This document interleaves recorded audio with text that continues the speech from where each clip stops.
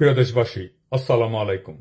আজ রাত ৯টায় গণহত্যাকারী, খুনি, নির্লজ্জ ফ্যাসিস্ট হাসিনা ছাত্রদের উদ্দেশ্যে বক্তব্য দেওয়ার খায়েশ করেছে। এই স্পর্ধার জবাব দিতে হবে। এই স্পর্ধার জবাব দেব আমরা ধানমন্ডি ৩২ নাম্বার গুড়িয়ে দিয়ে।